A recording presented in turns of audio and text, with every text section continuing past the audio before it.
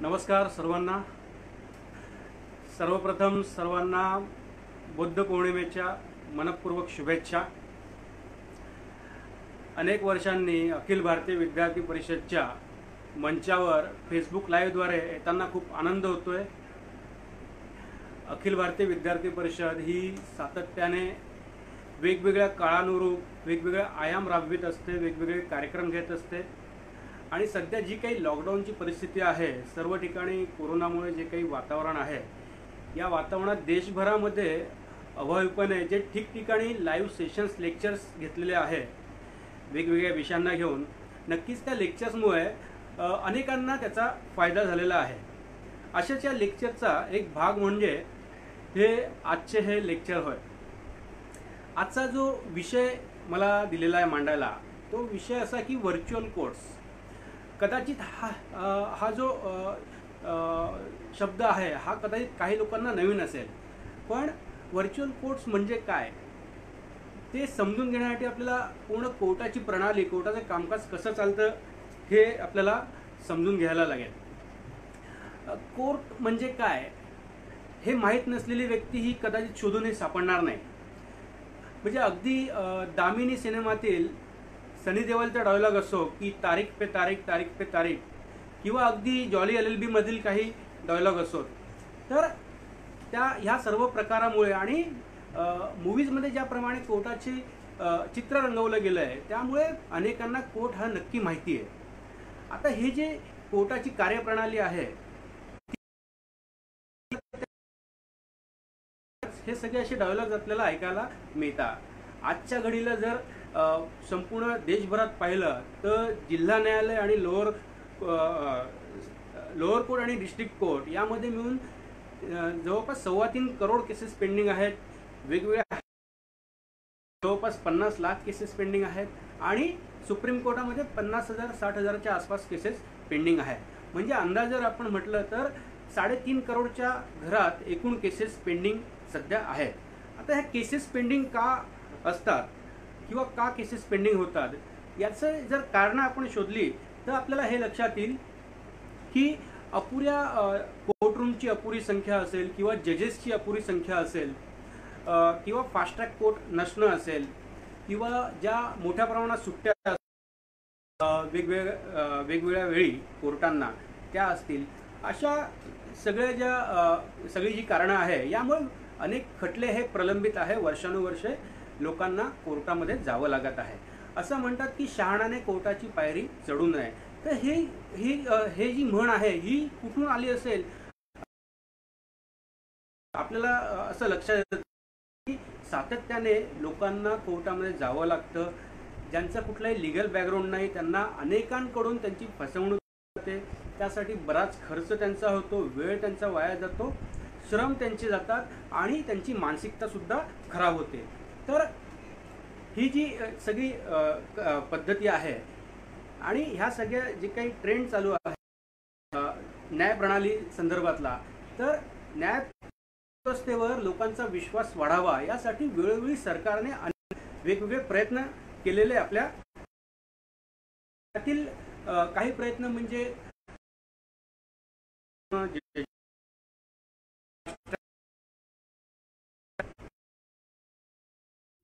असं म्हणतात की जस्टिस डिलेड म्हणजे जस्टिस डिनाइड, म्हणजे एखाद्याला उशिरा न्याय मिळाला तर त्याला न्याय न मिळाल्यासारखंच असं समजलं जातं। तर आपण हे आधी बघूया की का अशी कोणती कारणं असतात ज्यामुळे लोकांचे केसेस लवकर संपत नाही। तर बऱ्याचदा असं असतं की शेवटी प्रत्येक जण हा माणूसच आहे। मग ते जज असो, वकील असो, साक्षीदार असो, किंवा आरोपी असो, किंवा कोर्टातला कर्मचारी वर्ग असो, प्रत्येक व्यक्तीला काही ना काही स्वतःच्या अडचणी असतातच। काही वेळेस जजेस नसतील, काही वेळेस वकील नसतील, काही वेळेस साक्षीदार नसतील, काही वेळेस पोलीस त्यांच्या बंदोबस्तात बिझी असतील। तर अशा अनेकदा केस ॲडजन होण्याचे प्रमाण हे जास्त आहे। ॲडजन होणं म्हणजे केसमध्ये कुठलीही कारवाई न करता त्याच्यामध्ये तारीख पडणं। जर एक अगदी जवळचं उदाहरण सांगायचं म्हटलं तर ज्यावेळी मी विद्यार्थी परिषदचं काम करत होतो 2006 पर्यंत, त्यावेळची जी एक केस आहे ती अजूनही सध्या सुरू। वेगवेगळ्या जे काही लोक आहेत त्यावेळेचे जे सक्रियपणे परिषदेमध्ये काम करणारे कार्यकर्ते जे आता आपापल्या वैयक्तिक जीवनामध्ये सेटल आहे, वेगवेगळ्या ठिकाणी काढून सगळं स्वतःचं शेड्यूल डिस्टर्ब करून त्या केससाठी यावं लागतं. तर सांगायचं तात्पर्य असं की ही जी काही सगळी कोर्टाची न्याय व्यवस्थेवरचा विश्वास वाढावा म्हणून एक व्हर्च्युअल नावाची जी पद्धती आहे, म्हणजे वापर करून कोर्टाची प्रक्रिया चालवणं, ही अनेक वर्षांपासून आपल्या इथे लागू करण्याचे प्रयत्न सुरू आहे. काही हायकोर्ट्सने ती आधीपासून सुरू केलेली आहे, पण ती सक्रियपणे त्याच्यामध्ये कामकाज चालत नाही. त्यामुळे त्यावर त्या प्रणालीतून कुठलाही आउटपुट अजूनपर्यंत दिसून आलेला नाही आहे. मुंबई हायकोर्टाबद्दल जर म्हटलं तर 2010 पासून ही प्रणाली येथे सुरू आहे. पण आता जी काही कोरोना आणि या सगळ्या विषयामुळे जग पूर्ण ठप्प झालंय, आपल्या राज्यासह पूर्ण देश ठप्प झाला आहे. त्यामुळे पुन्हा एकदा ही व्हर्च्युअल कोर्ट्स, आभासी न्यायालयाची जी काही कन्सेप्ट आहे किंवा हा पुन्हा एकदा चर्चेसाठी समोर आलेला दिसतो. सुरुवातीला हा करण्यात आला, त्यानंतर सुप्रीम कोर्टाने की काही दिवसासाठी हायकोर्ट्स बंद ठेवले जातील. नंतर काही दिवसाने चेंज करून असं सांगितलं गेलं की प्रत्येक आपल्या ज्युरिडिक्शन मधील कोर्ट्स म्हणजे आभासी करावी असं त्यात सांगण्यात आलं. असं म्हणतात की जी काही लोकशाहीची जी मूलभूत स्तंभ आहेत, विधिमंडळ, न्यायपालिका, प्रशासन आणि त्यात जे काही मीडिया ॲड होतं ते ह्या सगळे स्तंभ आहे, यांना पुरेसं स्वातंत्र्य मिळालं पाहिजे. त्यामुळे यांचं कामकाज जे आहे हे स्वतंत्रपणे चाललंच पाहिजे. त्यामुळे जरी सर्व ठिकाणी लॉकडाऊन असलं आणि त्यात इसेन्शियल साठीची जर सूट असली तरी सुद्धा कुठल्याही व्यक्तीला ज्याला अगदी अडचणीच्या वेळी कोर्टाचा दरवाजा ठोठावण्याची आवश्यकता आहे, त्यासाठी कोर्टाचे दरवाजे खुले असले पाहिजे. त्यामुळे ही ई कोर्ट्स ही महत्त्वाची प्रणाली आहे. म्हणजे अगदी जवळचं जर उदाहरण घ्यायचं असलं तर आपल्याला अर्णव गोस्वामीच्या केसचं उदाहरण घेता येईल. त्यात कोण बरोबर कोण चुकीचं याच्यामध्ये आपण न जाता आपल्याला लगेच लक्षात येईल की मुंबईमध्ये अर्णव गोस्वामी असताना दिल्लीमध्ये त्याने ती फायलिंग केली आणि देशभरात ज्या ज्या ठिकाणी त्याच्या विरुद्ध केसेस दाखल झाल्या होत्या त्याविरुद्ध त्याने मुंबईत तो स्वतः असताना त्यावर स्टे मिळवला किंवा कोर्टाकडनं काहीतरी रेमेडी प्राप्त केली. तर हे जे आहे हे ई कोर्ट्सचं महत्त्व आहे. आता मुळात हे ई कोर्ट्सची प्रणाली चालते कशी, म्हणजे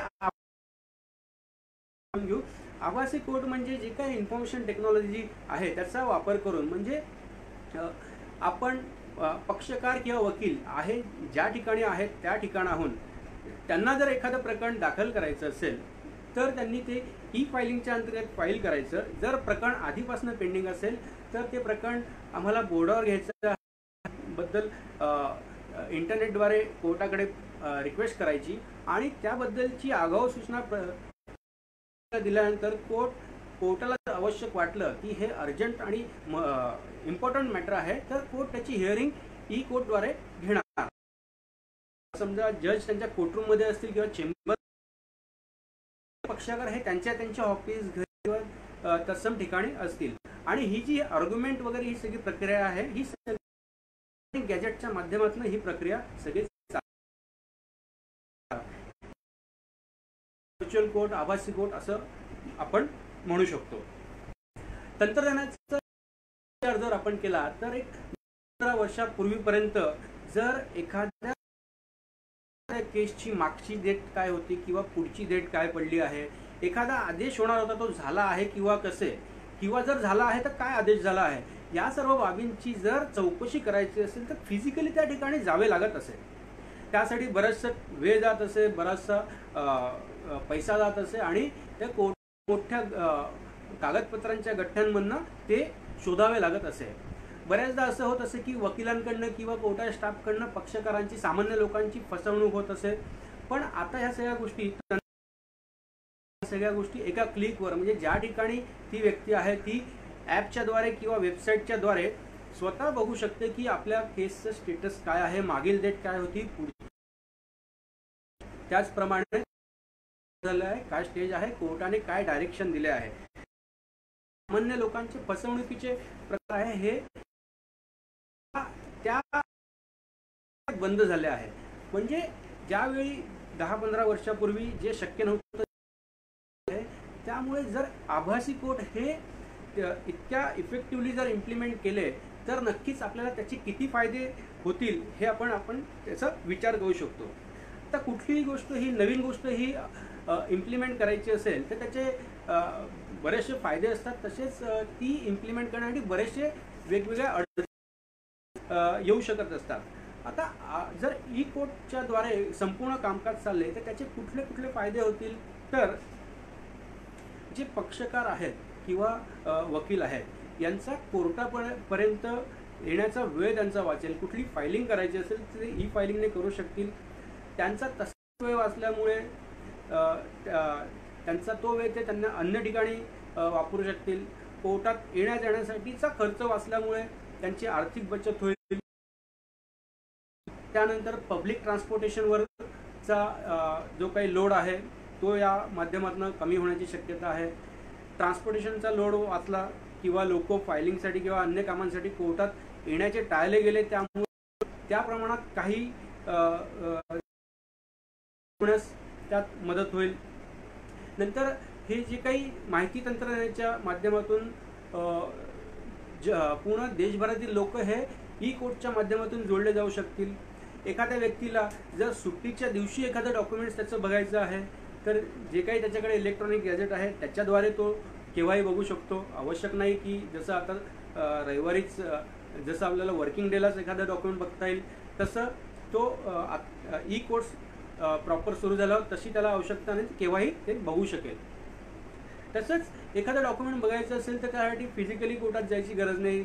कोणीही व्यक्ती आपापल्या घरी बसून किंवा ऑफिसमध्ये बसून सुद्धा ते बघू शकतो. बऱ्याचदा जे आपण बघतो टी व्हीमध्ये असेल किंवा प्रत्यक्ष कोर्टात गेल्यावर सुद्धा की कोर्टामध्ये वर्षानुवर्षे धूळ खात पडलेले जे पेपर्स असतात त्यांनी कोर्टातल्या एकूण जागेचा बराच टक्के भाग त्यांनी व्यापलेला असतो. ई कोर्ट्स प्रणालीमुळे असा सगळा जो डेटा किंवा डॉक्युमेंट्स असतील हे इलेक्ट्रॉनिक स्वरूपात असल्यामुळे ती जागा सगळी वाचेल. नंतर हा जो डेटा आहे हा एका क्लिकवर कोर्टाला पाठवता येईल. बरेचदा अशाही अडचणी येतात की वकील कोर्टात पोचले आहे, जज कोर्टात पोचले आहे, पक्षकार पोचले, पण त्या दिवशीच्या बोर्डावर त्यांची केसच नाही. त्यांना सांगितलं असतं की आज तुमची केस आहे पण ती केस नाही. मग त्यांना त्यांचं सगळं शेड्यूल कोण ते केससाठी आले असतात, त्यांना पुन्हा जावं लागतं. किंवा कधी कधी असं होतं की त्यांची केस बोर्डावर आहे पण केसचे पेपरच मिळत नाही. तर ई कोर्ट झाल्यामुळे ही जो केस मॅनेजमेंट हा जो प्रकार आहे हा होण्याची काही ही हिचा व्यय होणार नाही, दुरुपयोग होणार नाही. ई कोर्ट्समुळे जे काही सगळं कामकाज ज्या प्रकारे चालेल त्यामुळे नक्कीच स्टाफ जो आहे हा कमी स्टाफ जास्तीत जास्त काम करू शकेल. तसंच एका जजेस वरती जास्ती केस करू शकतील. ई कोर्ट्समुळे बरेचदा ते आधीच फायलिंग केल्यामुळे दोन्ही पक्षकार, त्यांचे वकील व जे जज साहेब आहे ते सगळ्या त्या कागदपत्रांचा अभ्यास करून येतील व त्यावर त्वरित वेळ त्याच्या नाही. आणि असं सगळं झाल्यामुळे सगळ्यात महत्त्वाचं असं की जे काही प्रलंबित खटले आहे यांचा निपटारा लवकर लवकर होण्यासाठी मदत होईल. केसेस लवकर लवकर संपल्या की लोकांचा न्यायव्यवस्थेवरचा विश्वास वाढेल. असे सगळे ई फायदे आपण सांगू शकतो. पण जसं मी मगाशी सांगितलं की कुठलाही नवीन विषय आणताना बऱ्याचशा अडचणींना सुद्धा सामोरे जावे लागते. त्यातली महत्त्वाची जे काही अडचणी येऊ शकतात त्या अडचणी अशा असू शकतील की जसं आपल्याला माहिती की जे काही ह्या सगळ्या आभासी कोर्टांना चालवण्यासाठी जे काही ज्या दर्जाचे इंटरनेटचे हे लागेल, नेटवर्क लागेल ते अगदी असले पाहिजे. असं चालणार नाही की नेटवर्कची रेंज येत आहे जात आहे आणि मग त्यामुळे कोर्टाच्या प्रक्रियेमध्ये डिस्टर्बन्स येत आहे. त्यामुळे चांगले नेटवर्क हे पुन्हा देशाच्या पातळीवर एकसारखे चांगले नेटवर्क असणे गरजेचे आहे. त्यानंतर आपण जे मागे पेपरमध्ये वाचलं की झूम ॲप, ज्याद्वारे बऱ्याचशा प्रक्रिया सध्या सुरू आहेत, काही हायकोर्ट्स झूम ॲपद्वारे सुद्धा प्रोसिडिंग घेत आहे. त्या झूम ॲपबद्दल मिनिस्ट्री ऑफ होम अफेअर्सने सुद्धा संशय व्यक्त केला होता की आम्ही सुरक्षिततेसाठी हे ॲप आणखी स्ट्रॉंग आहोत. द्वारे हे सॉफ्टवेअर अगदी विश्वासू आणि चांगल्या दर्जाचे हे सॉफ्टवेअर, म्हणजे जेणेकरून कोणी ते हॅक करणार नाही आणि पुन्हा आपल्या ज्या न्यायव्यवस्था आहे त्याला नाही. देशामध्ये जे काही बऱ्याच ठिकाणी अडचण आहे, वीज पुरवठा जो आहे तो अखंडितपणे नसल्याच्या तक्रारी बऱ्याच असतात. त्यामुळे जर वीज पुरवठा अखंडितपणे सर्व ठिकाणी नसेल तर मग त्या लोकांना त्याचा तसा हवा तसा फायदा घेता येणार नाही. समजा एका ठिकाणी काही लोक केस अटेंड करत आहे, परंतु दुसऱ्या ठिकाणी जी काही ऑपोजिट पार्टी आहे त्यांच्या इथलं जर वीज कनेक्शन लाईट नसली तर मग त्यांना त्या सगळ्या गोष्टींपासून अलिप्त राहावं लागेल व त्यांना याचा फायदा घेता येणार नाही. जे काही सांगितलं तसं तितकंच विश्वासू असलं पाहिजे आणि त्याचा कोणीही मिसयूज करायला नको अशा दर्जाचे हार्डवेअर असले पाहिजे. नंतर जी महत्त्वाची बाब समोर येईल मुख्य ती अशी की हे सर्व जे काही हार्डवेअर आणि सॉफ्टवेअर आहे हे चालवण्यासाठी न्यायाधीश वर्ग, वकील, पक्षकार या सर्वांना एक विशिष्ट ट्रेनिंग द्यावं लागेल आणि हे ट्रेनिंग देण्यासाठी त्यांना त्यांच्या त्यांना हे चालवण्यासाठी मदत होईल. ते चांगले हार्डवेअर आणि सॉफ्टवेअर असले पाहिजे, इंटरनेट कनेक्शन, त्याचप्रमाणे सुद्धा हार्डवेअर सॉफ्टवेअर चांगल्या दर्जाचे असले पाहिजे, त्यांकडे सुद्धा चांगल्या दर्जाचे असले पाहिजे, होऊ शकणार नाही.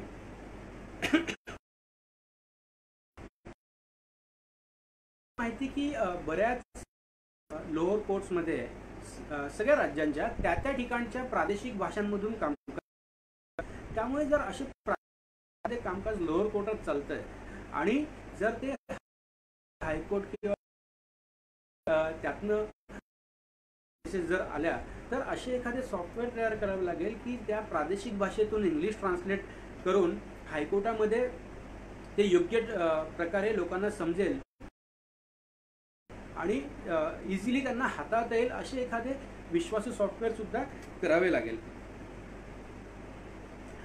आपल्याला माहिती की देशात आपल्या जवळपास 30% लोक अजूनही अशिक्षित आहेत. त्यामुळे अशा लोकांना जर या आभासी कोर्टाच्या प्रक्रियेत भाग घ्यायचा असेल तर त्यामध्ये सुद्धा अडचण येईल.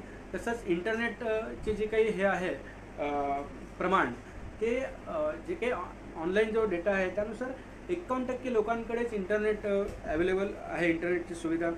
तर इंटरनेट जर नसेल तर कशा प्रकारे ते लोक याचा लाभ घेतील हाही एक महत्त्वाचा विषय आहे.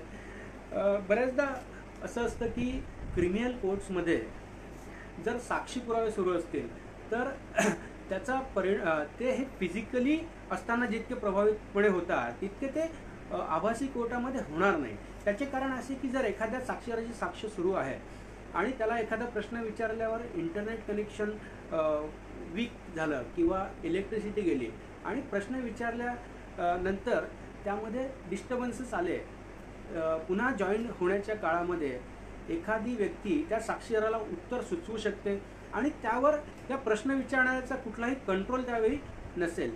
तर ह्या सगळ्या गोष्टीचा परिणाम त्या व्यक्तीच्या केसवर होईल.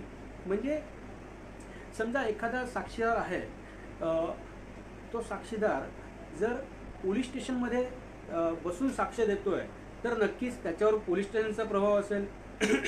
नक्कीच त्याला पोलिसांनी जे सांगितलं असेल त्यानुसार साक्ष द्यावी लागेल किंवा त्याच्या एकूण जे काही खरं कोर्टासमोर आलं पाहिजे, मान्य कोर्टासमोर, ते खरं येण्यामध्ये अडचण निर्माण होईल. आणि सर्वात महत्त्वाची बाब जी आहे ती म्हणजे की या गोष्टींसाठी लागेल शासनाकडनं मोठ्या प्रमाणामध्ये पैशांची आवश्यकता या सगळ्या ह्याच्यासाठी लागेल. तर जे काही व्हर्च्युअल कोर्ट संदर्भामध्ये व्हर्च्युअल कोर्ट्स काय असतं, त्याचे फायदे किंवा संभाव्य तोटे काय आहेत, हे मी आपल्याला थोडक्यात सांगण्याचा प्रयत्न केला. या संदर्भात कोणाचे काही प्रश्न आले का मी ते बघतो.